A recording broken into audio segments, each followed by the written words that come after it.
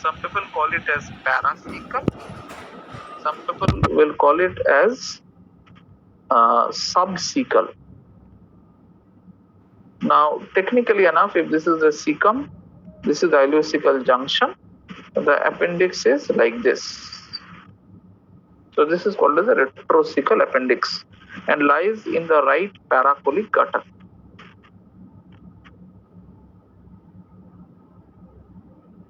The second most common position is something called as a pelvic appendix, also called as a 4 o'clock appendix.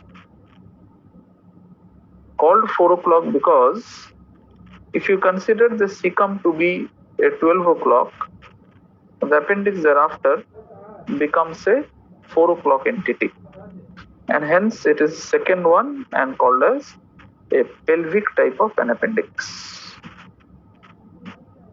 If you have completed, then we'll proceed. Completed? Done, sir. Very good. So you are asked about these two common positions. There could be 8 more different positions: pre-ileal, post-ileal, trochanteric, obturator. Okay, and then there could be duplication of appendix called as Walbridge system. These are beyond MBBS. Unnecessarily do not try to have that gyan showed in a final MBBS examination. It is not required. You are required to know the most common and second most common, which constitutes 90% of our job. 10% I am not expecting an undergraduate student to know. What I expect an undergraduate student to know, second point, is what is the blood supply of the appendix. Very important for an MBBS exam. The superior mesenteric artery arises from the aorta, but that does not mean you are going to tell the blood supply is from the heart. The blood supply of the appendix comes from superior mesenteric artery, which gives off the ileocolic artery. The ileocolic artery divides into an ileal branch, which supplies the last 15 centimeters of the ileum, and the colic branch, which divides into an anterior branch and a posterior branch. The posterior branch is responsible for giving an appendicular artery, which is the major artery, and a baby wala colic artery, which is a minor artery. Whereas the anterior branch gives off one major artery, which is called as a cecal artery, whereas the posterior branch, or technically not anterior, posterior, very sorry, where did the marker go, sir? It should not be called posterior, it should be called as an superior branch and an inferior branch. The inferior branch is called as an accessory appendicular artery, which supplies the base of appendix. So if you have completed writing, this is an extremely important surgical anatomy, asked to many students, few MCQs from this topic.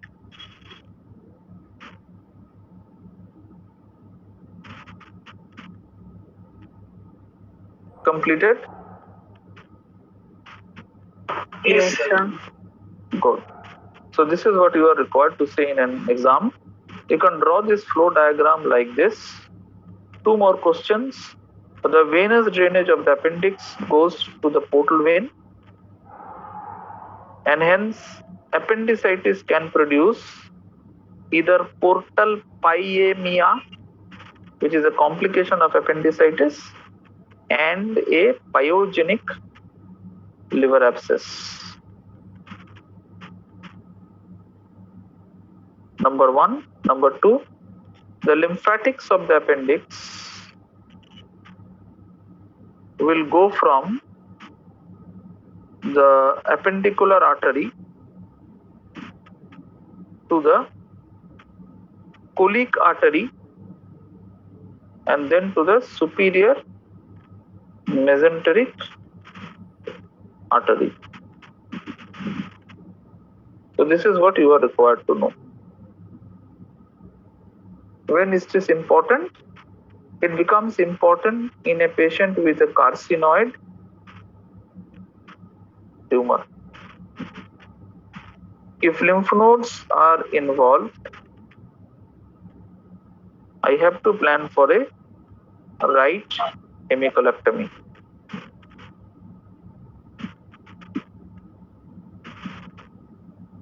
In carcinoid, if size is more than 2 centimeters, we go for right hemicolectomy.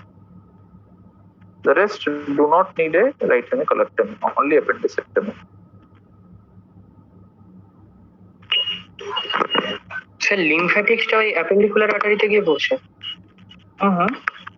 Sir, lymphatics in any part of the human body always follows the arterial system. Always they follow the arterial system, sir. This is basic biology. Just tell me when you have completed writing. Done, sir. Done, na? Chalo. So if you have completed, I think your notes on appendicectomy should be good. Drainage of appendicular abscess is not in MBBS, but still, if you want to talk about appendicular abscess, remember that the green colored picture is something called as an appendicular abscess. Appendicular abscess. What is important is now, an appendicular abscess, if this is the anterior superior iliac spine, you give an incision just 2 centimeter medial to anterior superior iliac spine and go for extraperitoneal drainage. This is all that you are required to say during an exam. It is an extraperitoneal drainage. 2 centimeter medial to the ascis. Nowadays, we do not do these things. We go by an ultrasound guided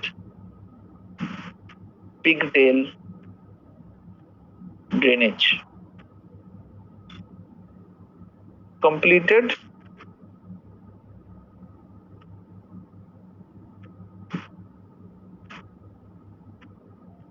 Yes, sir. Good. This completes, sir, your operations of appendix, which is one among the most important topics, because all MBBS students, whatever you are, within 95% of the standard deviation or in the 5% beyond, this is an operation that you do not know. Please do not go to give an exam. It is as simple as that. If you have to read one operation to an emergency MBBS exam, read an appendicectomy. We have not discussed laparoscopic appendicectomy because that is not asked in an MBBS exam, unlike lap poly. And laparoscopic appendicectomy is not technically for you guys also, because there are multiple energy sources that was not in MBBS syllabus.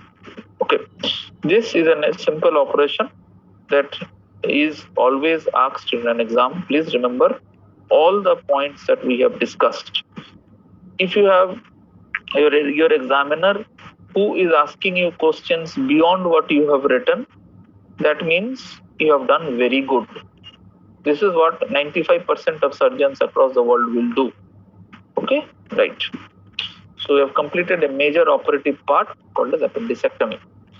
What I will do is that after the appendicectomy is done, then we will discuss another operation today, which is one among the most important operations, again in your MBBS syllabus, that is hernia. Now, when I talk about hernia, definitely we will be talking about inguinal hernia, and you are required to know the basics of the operation. You are required to know only the basics of the operation, nothing more than the basics. When I use the term herniatomy, technically means excision of sac only.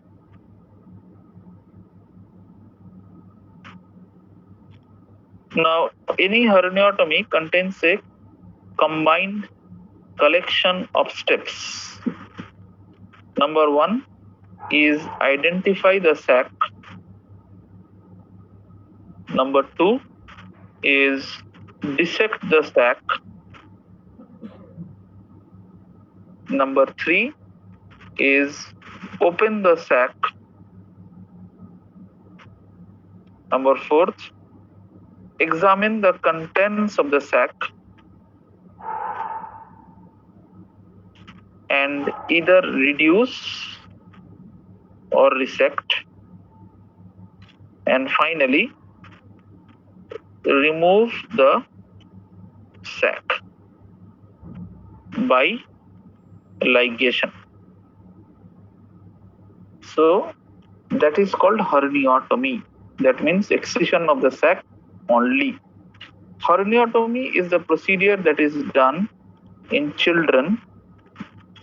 That means age less than 15 years. The sac that is there, you just need to cut out the sac after confirming the contents and reducing the contents. You just remove the sac, nothing more. That is called as a herniatomy. Have you completed writing, sir? Yes, sir. So, number two, herniorrhaphy means herniatomy plus repair of the posterior wall by local tissue repair using non-absorbable material. So always remember that. Repair of the posterior wall by local tissue repair and using non-absorbable material. A hernioplasty means herniatomy or reduction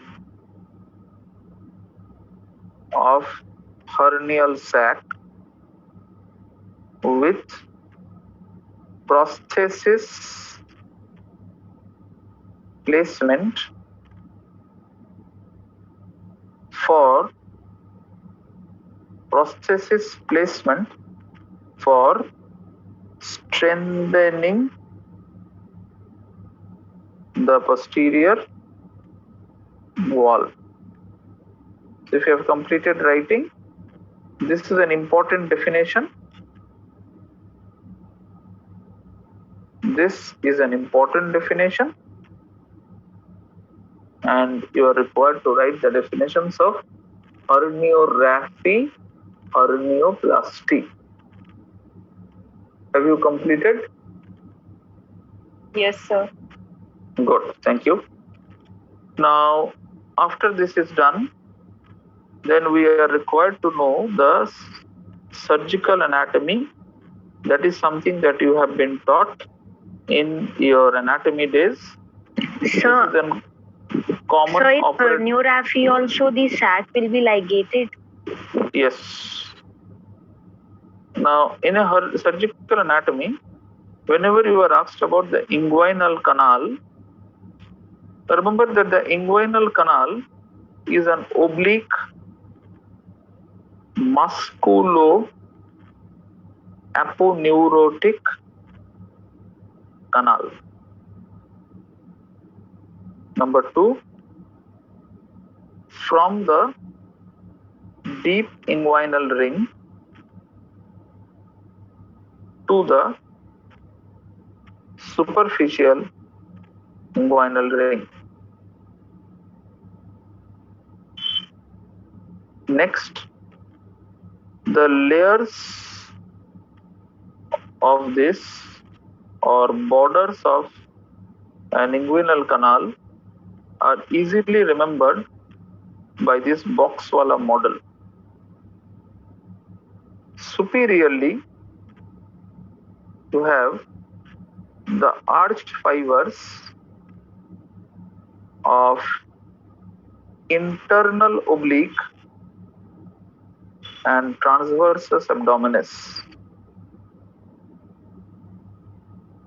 Anteriorly, you have the skin followed by fascia of Kampar, followed by fascia of Scarpa, followed by external oblique aponeurosis. I will again repeat: skin followed by fascia of Kampar, followed by fascia of Scarpa, followed by external oblique aponeurosis. I will again repeat: skin followed by fascia of Kampar, followed by fascia of Scarpa, and external oblique aponeurosis. Have you completed writing, sir? Yes, sir. The floor of the inguinal canal is made by upward turned fibers of external oblique aponeurosis. The external oblique aponeurosis, that means comes down there and makes a turn, and this is the floor, this is the anterior wall. Have you completed writing, sir? Yes, sir. Good. The posterior wall is made by the fascia transversalis. Number 2, extraperitoneal fat. And number 3, the parietal peritoneum. Now please remember that this is what makes up the posterior wall. 2 points to remember: posterior wall has a gap in the fascia transversalis. That gap in the fascia transversalis is called as, can you tell me the name? Deep inguinal ring. Whereas the anterior wall has a gap in the external oblique. Can you tell me what is that gap called as? Superficial inguinal ring. So you are asked this question: what is the opening in the fascia transversalis called as? Sir, it is called as deep inguinal ring. Opening in the anterior layer, that is external oblique, is called as superficial inguinal ring. If you have not written this or not taken a picture, kindly take the picture. Okay? Chalo. Something called as the triangle of Hasselbalch is also pronounced simultaneously by all examiners, and it is worth knowing that if this is the ascis, this is the pubic tubercle, and this is the symphysis pubis. Remember, there is a muscle that goes like this. This muscle is called as rectus abdominis. and we will mark a blood vessel that arises from the iliac artery, or technically the external iliac, and goes inside the rectus abdominis. Please see your cholecystectomy notes. The blue dot here will represent the deep inguinal ring. This blue dot here represents the deep inguinal ring, whereas the area that I have now shaded yellow is the boundaries of the triangle of Hasselbalch. So the triangle of Hasselbalch is bounded inferiorly by the inguinal ligament, medially by the rectus, and laterally by the inferior epigastric artery. Have you completed writing, sir? Right. And is an area of direct hernia.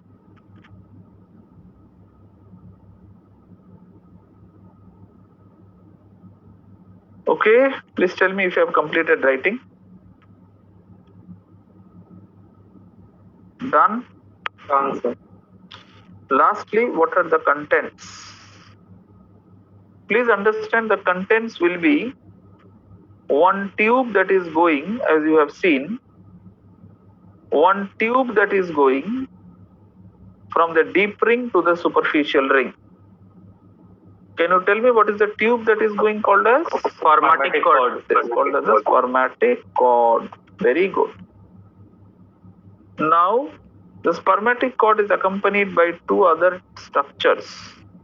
One is a very important nerve which comes Ilioinguinal. from the roof and accompanies the spermatic cord and comes out into the pubic region and innervates technically the medial aspect of the pubis and upper part of genitalia.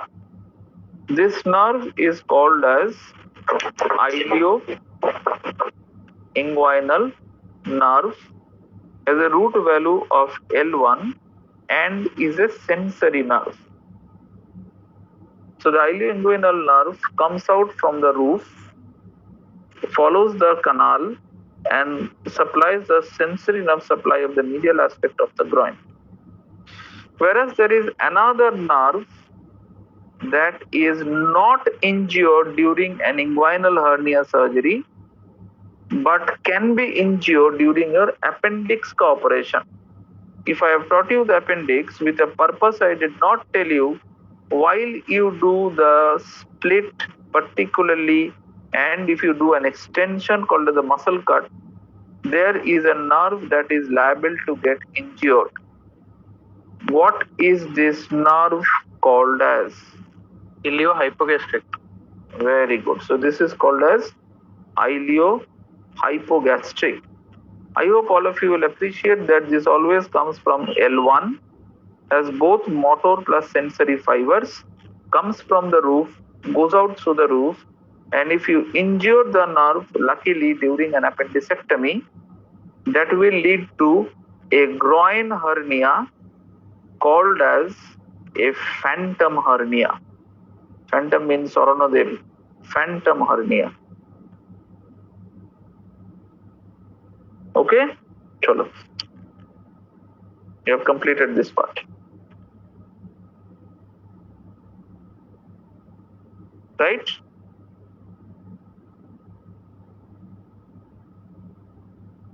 Hello? Yes, sir. Done? Yes, sir. Chalo.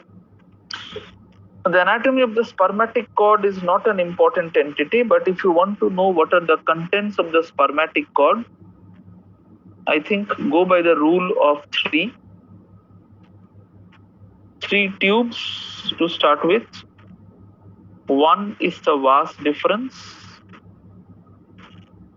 One is lymphatics. Okay.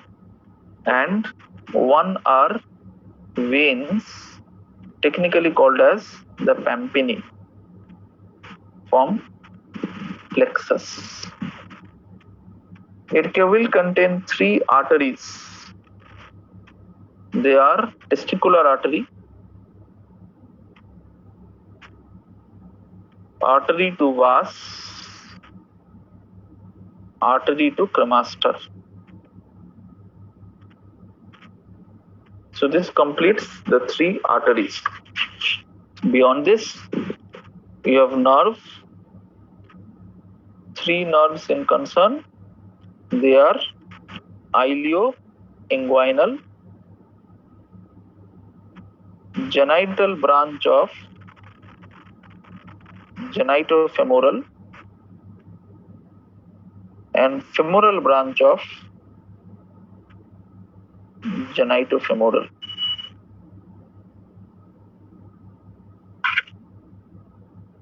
Please tell me if you have completed writing.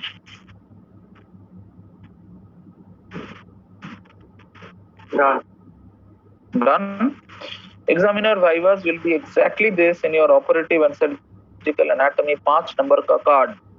Spermatic cord के content बताइए. These are there. So how many contents are there? 9 contents. The 10th content are remnants of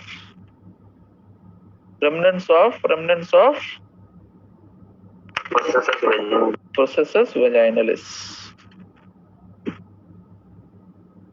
That's it. Now, after you have done or discussed so much, inguinal canal is complete. Let us take you through the operations, which you are, as I have said, required to know only the basics. The indication of an operation for hernia is pain and complications. What are the complications? You do not require. Okay. Remember that herniorrhaphy in an adult is now done in an emergency procedure for a hernia. I hope an adult means more than 18 or technically more than 15 you may consider. A hernioplasty is done in an adult as a elective procedure. That means planned operation. That means all inguinal hernias, male or female, adult more than 18, it is a practice or standardized practice to do a hernioplasty, particularly compulsorily in males. Females with an inguinal hernia may be offered herniorrhaphy, but this thought has been strongly questioned, that if males can develop recurrence, why not a female? And hence, if you have operated on a lady with an inguinal hernia, remember, still go for hernioplasty, not herniorrhaphy. Herniorrhaphy is done as an emergency procedure when there is a bowel strangulation, bowel gangrene. There you cannot give a mesh. Mesh is not given. This is all completed. If you have completed writing, can I proceed, sir? Sir, আমাদের বলেছিল কি যে মানে up to 2 centimeter herniorrhaphy করা যায় আর more than 2 centimeter. Sir, that is not in inguinal canal. That is for umbilical hernias. That is for incisional hernias. Inguinal hernias are technically called groin hernias. This is what there are multiple international guidelines now. We follow across the world. Size has nothing to do with an inguinal hernia. If you have completed, can I proceed? Yes, sir. The anesthesia that is required is regional anesthesia.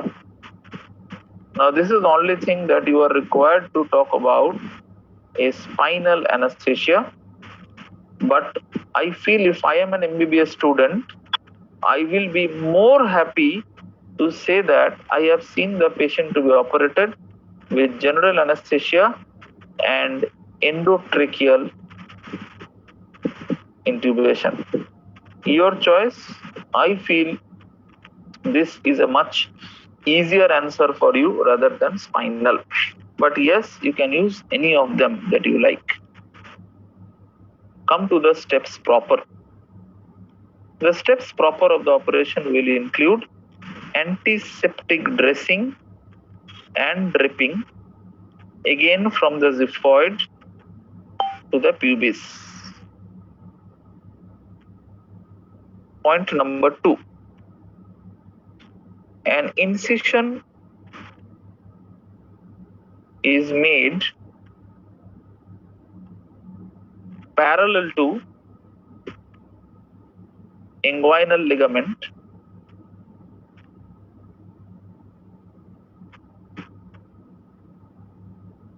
about 5 to 10 centimeter starting from pubic tubercle and 1 centimeter above the groin crease. So that means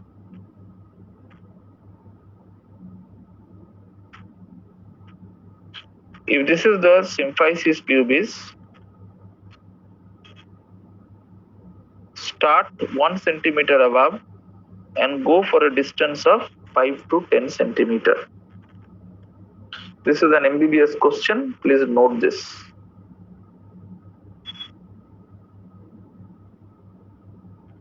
Okay? Complete? Yes, sir. Right. Now, what are the layers that we are expected to encounter? We have already discussed this. You will get the skin followed by the fascia of Kampar, followed by the fascia of Scarpa. In between them, you will get blood vessels, which are branches of femoral artery. Examiners will ask you, what are these branches? 3 branches: superficial epigastric, superficial circumflex iliac, and finally superficial external pudendal. All done. After you have done the fascia of Scarpa, external oblique, and then welcome to the inguinal canal.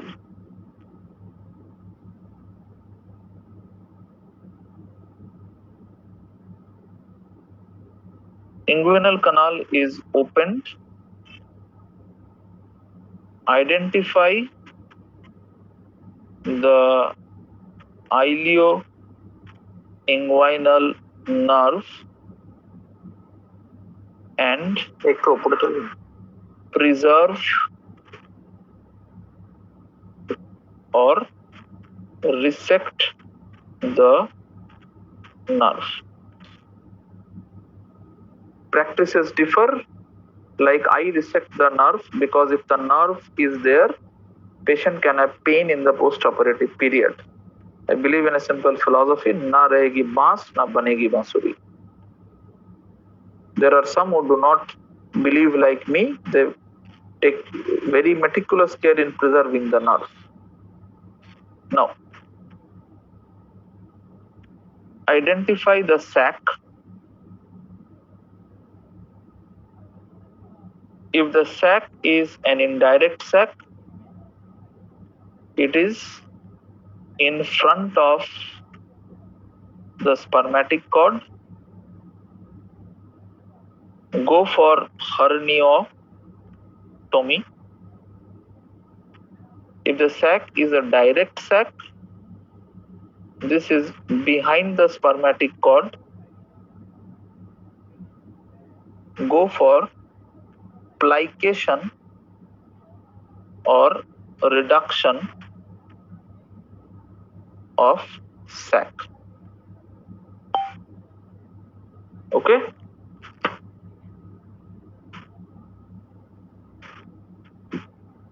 Hello? Yes. Yes, sir. Good? Right. Now, there are small technical details that you are not required to know, like how do we ligate the sac, whether you should do a twisting movement to the sac. These are things that have technically been removed with time. There are practices that should not be discussed, technical parts with you. But the examiner can ask you what are the parts of a sac, and that is something that I think we have been taught in my hernia classes. This narrow part is called as the neck, this is called as the body, and this is called as the fundus.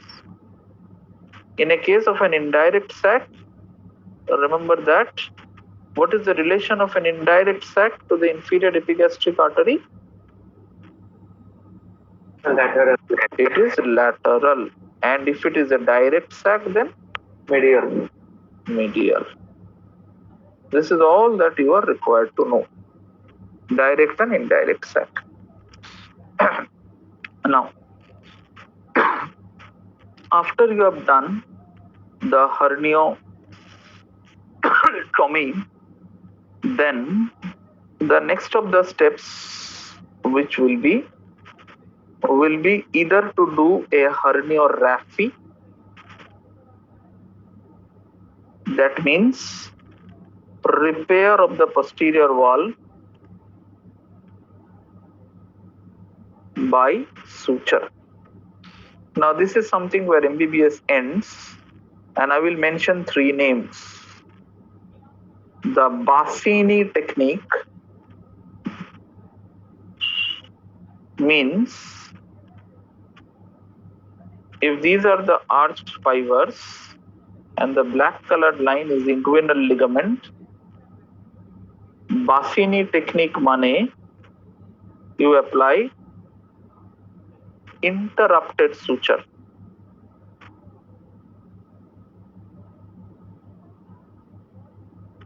Sutures from inguinal ligament to the arched fiber. Bus. In a technique that you are required to know, Schuldis, very difficult for you to understand at MBBS. But remember the name, double breasting. What is double breasting? Double breasting of fascia transversalis. What do you mean by double breasting?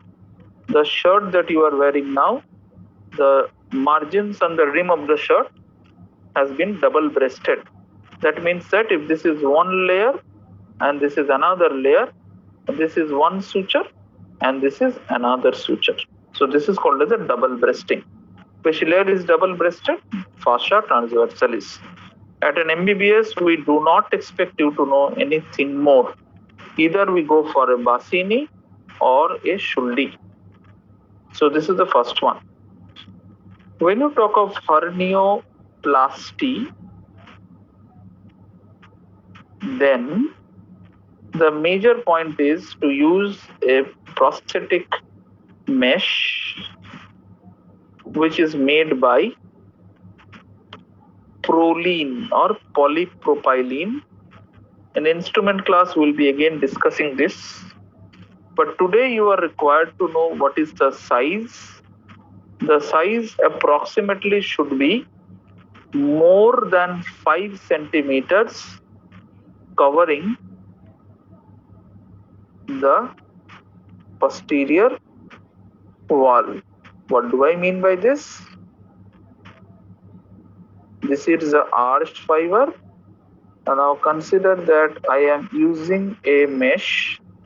So the mesh has to, so if this blue color structure is the mesh, it is important that the mesh will have a coverage of more than 5 centimeter on all sides. Okay, this is all that you are required to know. The point is how to fix the mesh. Sir, more than 5 centimeter on all sides. Sir, see the picture. If the hernial defect is coming through the green dot, this is the hernia. See the overlap of the mesh. इतना बड़ा सा mesh दीजिए. That's it. Now how to fix the mesh? Number 1, near the pubic tubercle. Number 2, inguinal ligament. Number 3, arch fiber. And number 4th, posterior to spermatic cord. This technique is called as fish tailing. Money. If this is the spermatic cord, the mesh will be given in such a way so that, understand that this is a very difficult way to make you understand. This structure that you have in front of your screens now is technically called as a mesh, the blue colored structure. Now what I have done is that I have given a few sutures with the mesh. What is suture number 1? Can you tell me what is suture number 1? Pubic tubercle. Very good. What is suture number 2? Inguinal ligament. Very good. Now tell me what is suture number 3? Fiber. Very good. And finally, we go to suture number 4.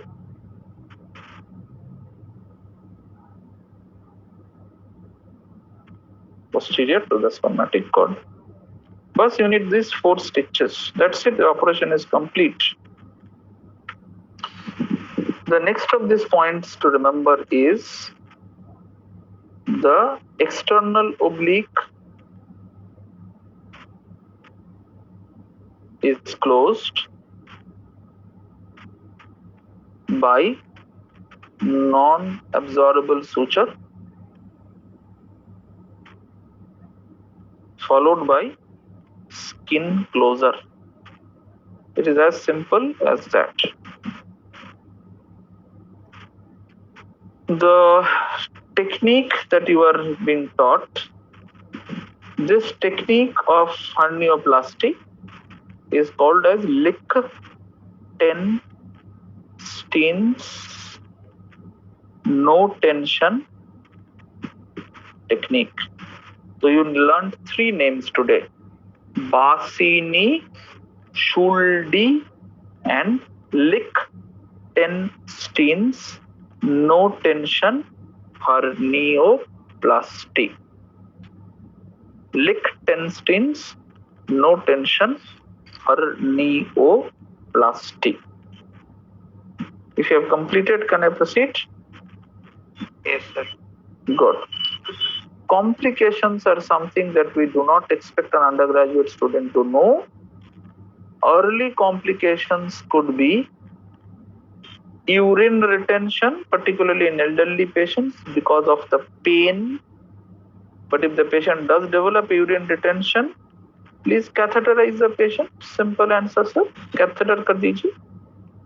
Number 2, hematoma formation. The bleeding, if you have done not a good hemostasis. Number 3, scrotal edema, because that the cord has been handled. That's it. Late post-op complications are only two. Number one, recurrence because of an improper technique. The recurrence rate of Lichtenstein should be less than 1%. And number two is pain. And as I have said, the cause of pain is entrapment of what nerve? hypogastric. No. Ilioinguinal nerve. So, but Hence- resecting it. Oh, so if you are not resecting it, that's very nice. If you are resecting it, no pain. If you are not resecting it, that will get entrapped. So this is what you are required to know. What is the common complication of a inguinal hernia surgery? Okay, so you have completed two very, very important operations today. We'll be ending the class at this time now. Any questions or any queries? Sir আমি তখন অ্যাপেন্ডিক্সটা জিজ্ঞাসা করতে চাইছিলাম যে যেমন cystic ডাক্টে আমরা ligature যে তারপর কাটি, তো এটাও তো টিবিউলার স্ট্রাকচার, তো এখানে তো ওরকম লাইগেচার দিয়ে কাটা হবে? Yes, definitely, sir. But why will you say, देखो बेटा, things are very simple. Appendix is a tube that contains fecal matter, na? So if you are not, you can cut the tube, but by the time you put your ligature, all the fecal matter will come out. Do you think that's a very intelligent thing to do? No. Always মানে you এখানেও- ligate the tube and then you cut it. Always, sir. মানে এখানে ওই proximal and distal লাইগেচারস দিয়ে মাঝখানটায় কাটবে? देखो, that differs now. There are many ways to do the operation. This is the reason I did not tell you how many sutures, because your teacher may be doing it much differently. Hence, if I tell you, you will get dogmatic about one way. But remember this one, this is a gross technique that everyone follows. And stump length কতটা ছাড়তে হবে সেটার কি কোনো? Sir, that is something that is not at all a standard one. As I've said, I will not teach you what I practice because your teacher may be doing it very differently. So as I've said, you will become dogmatic. It will be Ramanuj sir's technique. But usually my residents keep a stump of 5 millimeter. They keep a stump of 5 millimeter. So can you explain Thank the you, sir. fishtailing? Fishtailing is very simple. We'll talk about fishtailing more when you talk about that mesh in the instrument class. The basic point of this is that, do you know how a fishtail looks like? Yes, sir. Can you see what we have done with the mesh?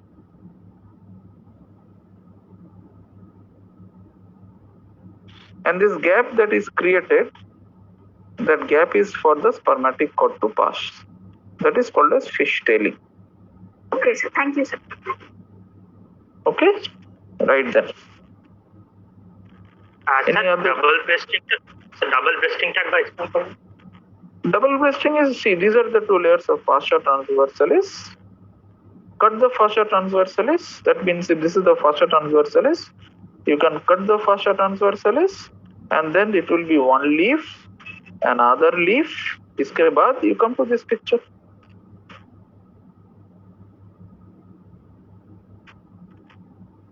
This is called as the Schultes one. So can you repeat that? Cross the appendix using artery forceps wala what? What is the exact query? So actually I did not get that. I did not get that. Sir, see that picture? Before crushing, the lumen is so big. After crushing, the lumen becomes very narrowed. Ekdam nanna sa rasta band ho gaya. And then you put a ligature. That's it. The ligature is kept over this crushing area because what happens is that the knot is very securely tightened over the area. That is the only point. Sir মানে দুটো ligature দিয়ে কাটতে হবে? No, sir. I have not told you two ligatures. I have told you wherever you are going to put the ligature, crush that area. The edema fluid will be out. Your knot will be sitting tightly. Okay sir. Okay, chalo. The next day we complete with few minor things that may be remaining, like stomach operations, like right hemicolectomy, and then we start with instrument class. Sir, Any more queries, please? Yes, sir. appendix is ligated twice or once? Sir, that is your choice, as I've said, madam. I will not tell what my residents follow. My residents follow ligating mesoappendix twice. It is my unit's protocol. Sir, My teachers taught me that, and I have taught my students. Okay, but again, as I have said, if I tell you to ligate it twice, you will become dogmatic. You will say that in an exam, and examiners may get angry. So, say at least it is ligated once with a silk suture. See, the major point is the knot should be good. Now, why are you ligating it twice? The logic or the philosophy is very simple, so that it does not bleed. So, if you are good, then maybe one ligature is good, but I believe in another ligature which is a safe way.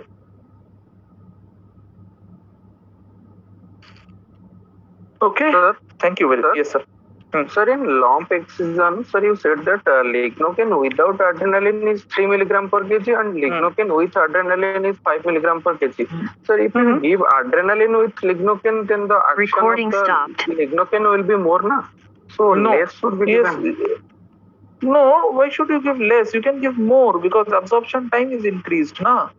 Then I can use more dose of lignocaine because the absorption is more slow, and hence you can use more dose. That is the logic of using more dose of lignocaine with adrenaline because of the vasoconstriction. Okay, chalo then. Thank you everyone.